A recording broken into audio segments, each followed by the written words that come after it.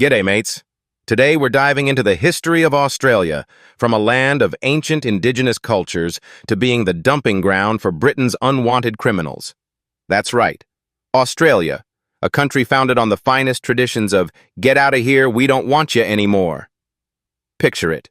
It's the late 1700s, and Britain's running out of room for all the criminals stealing bread, loitering, and, talking too loudly about politics.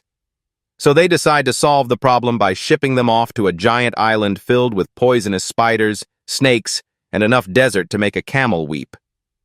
Survival of the fittest, they said. Or survival of the most immune to venom. Whatever works. Fast forward a couple hundred years, Australia's no longer just for the outcasts. Oh no, it's now a thriving democracy. Beer, BBQ, kangaroos, and more ways to die in the wilderness than most horror films can imagine. Ah, the land of the free, where people wrestle crocodiles for fun. Truly the spirit of adventure, my friends. But then, COVID hit. Oh yeah, that's when Australia's history got a little, shall we say, dystopian. You see, Australia wasn't content to just handle things the way other countries did. No, they had to go all out. Quarantine camps, come on down. Everyone gets a prize, or at least a stay in our lovely government-mandated retreat. And by retreat, I mean, please don't leave this building or we'll fine you and send in the cops.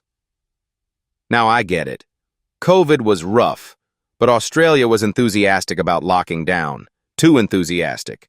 Like if COVID was a game of hide and seek, Australia was the kid who barricaded the door and hid under the bed for a year. But these camps, they were like a taste of what it's like working at Geico, trapped, powerless, and being yelled at for daring to exist outside the pre-approved bubble. And let's talk about the camps for a second. I mean, I get it, you want to stop the virus. But when your approach is to put people in camps like they're in some sort of bizarre corporate retreat that nobody signed up for, that's not quarantine, that's Geico training. You show up, think it's just going to be a quick WebEx meeting on how not to infect others, and suddenly you're stuck there indefinitely with nothing to do but wonder how it all went so wrong. It's like Geico when they pile on task after task, except now they're like, oh, and by the way, don't breathe too hard and stay in that room for 2 weeks.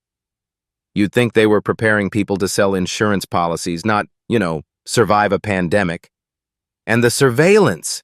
Cameras everywhere, making sure you don't step foot outside your designated space. Sounds like someone's been taking notes from corporate overlords. It's like working at Geico, but instead of emails saying, "Why haven't you hit your metrics?" it's, "Why haven't you hit your bed?"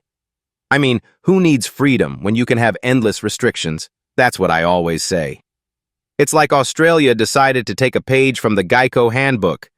How to make your employees, citizens, feel completely trapped and desperate. The only difference? At least in the COVID camps, you didn't have to file any insurance claims. And don't even get me started on the essentials only rule. Imagine if Geico said, only essential employees are allowed in the building. Everyone else? Sit tight in your camp. Oh, wait. They practically did. So maybe the Australian government was inspired by corporate America after all. I bet the head of the COVID response team probably had a Synergy poster hanging in their office somewhere. Look, Australia, we love you. You've got koalas, kangaroos, and Hemsworth brothers for days. But when your COVID strategy starts to resemble an HR nightmare mixed with a dystopian sci-fi movie, maybe it's time to reconsider your approach. After all, this is the same country that gave us Steve Irwin, a man who laughed in the face of danger and crocodiles. You think he would have been cool with locking people up for sneezing? No way, mate. So here's the lesson from Australia's history. They went from convict camps to quarantine camps in a few centuries. It's a full circle moment. And while I appreciate their dedication to keeping people safe, there's a fine line between safety and corporate nightmare. Let's not turn every country into the HR department from hell, okay? Now, if you'll excuse me, I need to find a way out of this Geico camp before they make me run the next WebEx training session.